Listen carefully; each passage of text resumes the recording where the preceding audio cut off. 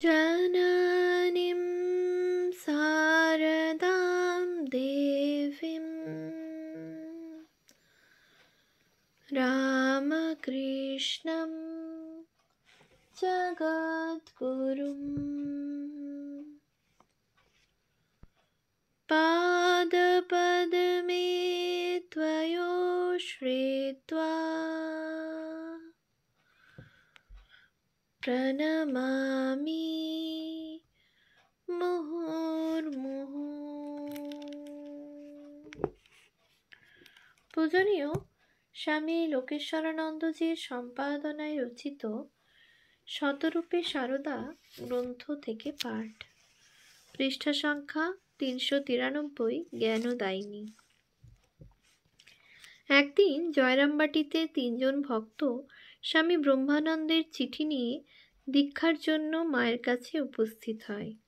মা সাধারণত বাতের জন্য পা সামনের দিকে সরিয়ে বসে থাকতেন, কিন্তু ভক্ত 3টি প্রণামের জন্য মায়ের কাছে যাওয়া মাত্র অন্তর্যামিনী মা তাদের অন্তঃস্থল পর্যন্ত দেখে নিয়ে মা পা গুটিয়ে বসলেন। মায়ের অনুচ্চ খেদোক্তি শোনা গেল, শেষে কিনা রাখাল ব্রহ্মানন্দ, আমার জন্যে এই পাঠালে? ছেলে বিদেশে গিয়ে কত ভালো জিনিস পাঠায়, আর রাখাল কিনা আমার জন্যে এই পাঠালে? মা তাদের দীক্ষা দিতে সম্মত হলেন না। ভক্তদের প্রাণ শান্ত হলো না। মাকে আবার অনুরোধ করল। মা আবার অসম্মতি জানালেন।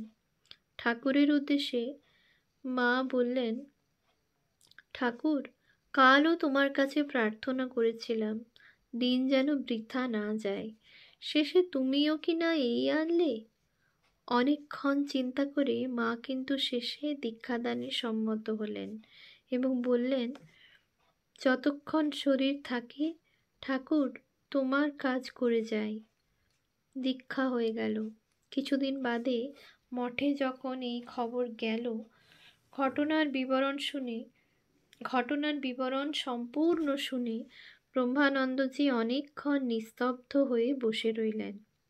আর প্রেমানন্দজি একটি গভীর নিঃশ্বাস ফেলে ভাবে আবেগে বলে উঠলেন, কৃপা কৃপা, এই মহিমময় কৃপার দ্বারাই মা আমাদের রক্ষা করছেন সর্বক্ষণ। কি বিষ তিনি নিজে গ্রহণ করলেন তা আমরা ভাষায় প্রকাশ করতে পারি না।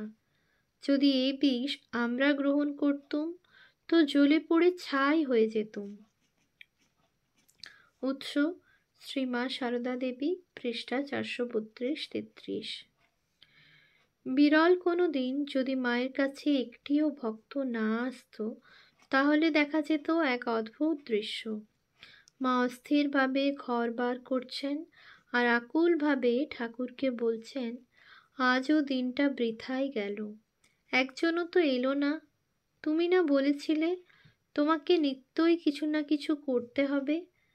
কই ঠাকুর, আজকের দিনটা কি বৃথা যাবে? উৎস শ্রীমা সারদা দেবী, পৃষ্ঠা 431। দেখা যেত জ্ঞানদায়িনী জননীর লোককল্যাণের আরতি পূরণ করতে ঠাকুর কোনো না কোনো কৃপা প্রার্থীকে শিগগিরই এনে হাজির করতেন তাঁর কাছে।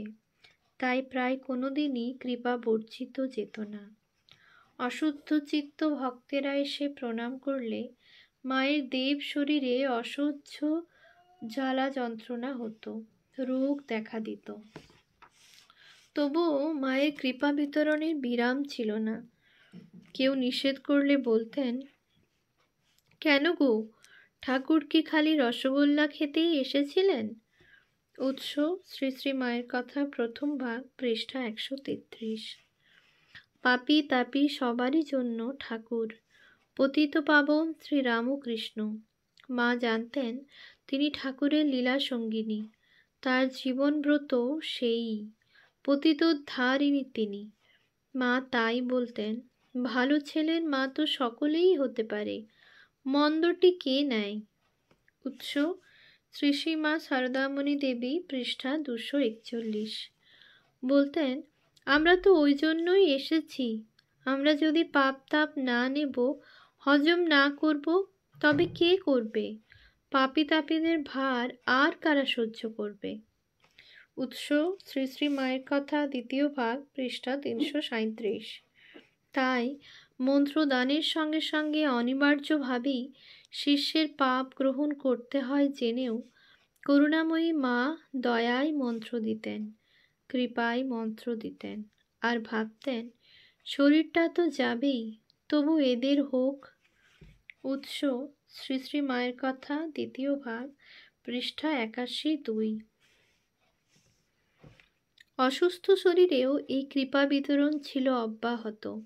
ম্যালেরিয়ায় ভুগে মা দুর্বল, তাই শরৎ মহারাজের নির্দেশে দার্শনিক দর্শনাদি সাময়িকভাবে বন্ধ। এরকম পরিস্থিতিতে একজন সুদূর বরিশাল থেকে এক ভক্তের আবির্ভাব দীক্ষা প্রার্থী হয়ে।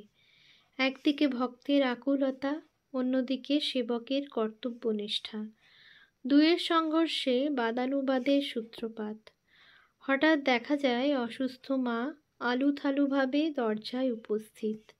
সেবককে জিজ্ঞাসা করেন, কেন তুমি আসা বন্ধ করছো?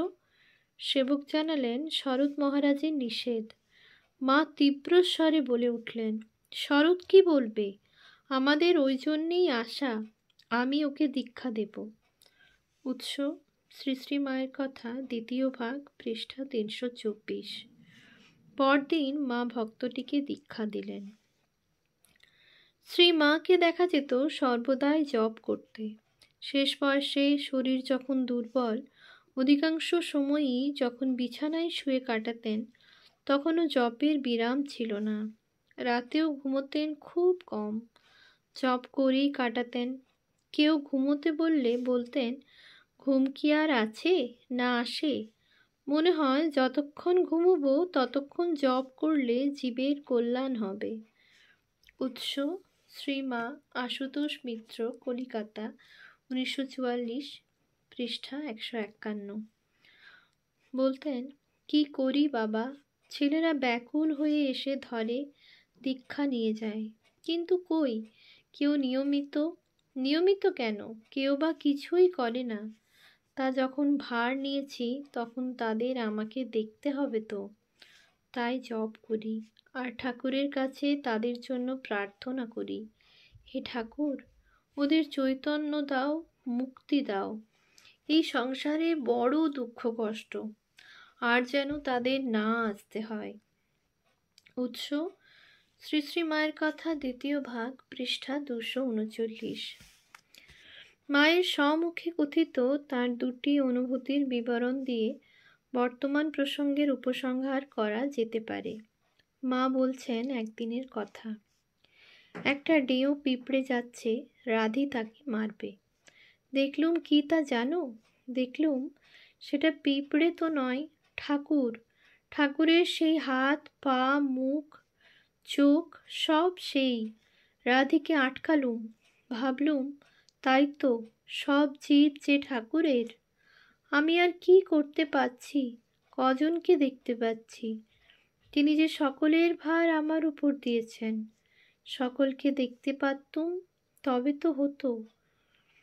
উৎস: শ্রীমা, পৃষ্ঠা 151। আর একদিনের দর্শন সম্বন্ধে বলেছিলেন, একবার দেখি কি তা জানো? দেখি না, ঠাকুর সব হয়ে রয়েছেন। যে দিকে দেখি সেই দিকেই ঠাকুর। কানাও ঠাকুর, খোঁড়াও ঠাকুর, ঠাকুর ছাড়া আর কেউ নেই। তখন বুঝলুম তাঁরই সৃষ্টি, তিনি সব হয়ে রয়েছেন। জীব কোনো কষ্ট পাচ্ছে না, তিনিই পাচ্ছেন। তাই তো যে এসে কেঁদে পড়ে, তাকেই উদ্ধার করতে হয়। তাঁরই জিনিসে তাকেই করি। উৎস: শ্রীমা, পৃষ্ঠা 150। এই দুটি উদ্ধৃতি থেকে বোঝা যায় কোন সুউচ্চ দৃষ্টিকোণ থেকে শ্রীমা গুরু বা আচার্যের ভূমিকা পালন করতেন। জীবের যন্ত্রণা শ্রীরামকৃষ্ণেরই যন্ত্রণা, শ্রীরামকৃষ্ণের যন্ত্রণা রামকৃষ্ণ গতপ্রাণা সারদারও যন্ত্রণা। জ্ঞানদায়িনী মা তাই দয়ায় আত্মহারা হয়ে আচার্যরূপে আশ্রয় দিয়েছেন অসংখ্য মানুষকে। যোগ্যতা অযোগ্যতা নির্বিচারে। শুধু তাই নয়, যেটুকু শিষ্যের অবশ্য পালনীয় দায়িত্ব, শিষ্য যখন সেটুকুও করতে অক্ষম হয়েছে কিংবা অযত্ন করেছে, মা স্বেচ্ছায় বিনা অনুযোগে সেই দায়িত্ব নিজের কাঁধে তুলে নিয়ে শিষ্যের লক্ষ্যে পৌঁছানোর পথ নির্বিঘ্ন করে দিয়েছেন। রাত জেগে জপ করার তাৎপর্য সেখানেই। নইলে পবিত্রতা স্বরূপিণী জগজ্জননীর নিজের জন্য সেসবের কি প্রয়োজন? এবং শিষ্যদের কল্যাণার্থে সূক্ষ্ম শরীরে আজও তিনি সেই কাজ করে যাচ্ছেন অব্যাহতভাবে। মা নিজেই বলে গেছেন, তোমরা কি মনে করো, যদি ঠাকুর এই শরীরটা না রাখেন, তাহলেও যাদের ভার নিয়েছি তাদের একজনও বাকি থাকতে আমার ছুটি আছে?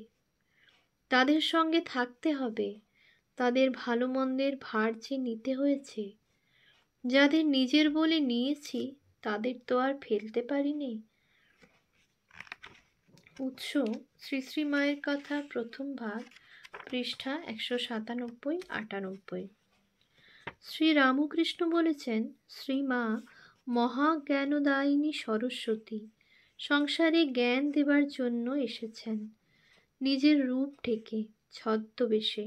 বস্তুত অজ্ঞানের তমসায় জ্ঞানের প্রদীপ জেলে দেবার অধিকারী তিনিই, যিনি বিদ্যারূপিণী মহাশক্তি, যিনি চিরমুক্ত ও বিজ্ঞানের অনির্বাণ আলোয় চিরস্নাত। শ্রী শ্রী মা শারদা প্রজ্ঞা ও বিদ্যারূপিণী সরস্বতী, তাই একমাত্র তিনিই পারেন অপরকে জ্ঞান ও অভয় দিতে।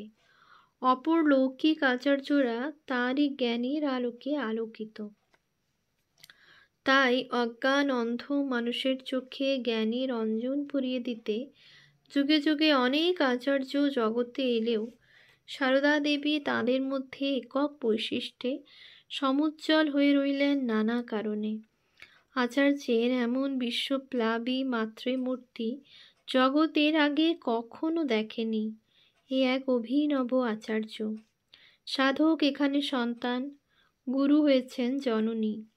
গুরু গ্রহণ করেন শিষ্য সেবার দায়িত্ব, আর শিষ্য পরম তৃপ্তিতে নিঃসংকোচে সেই সেবা গ্রহণ করেন। জ্ঞান এখানে পরিবেশিত মাতৃস্নেহের আবরণে, তাই কখনোই তা নিরস নয়। তপস্যা এবং কৃচ্ছতাও মধুর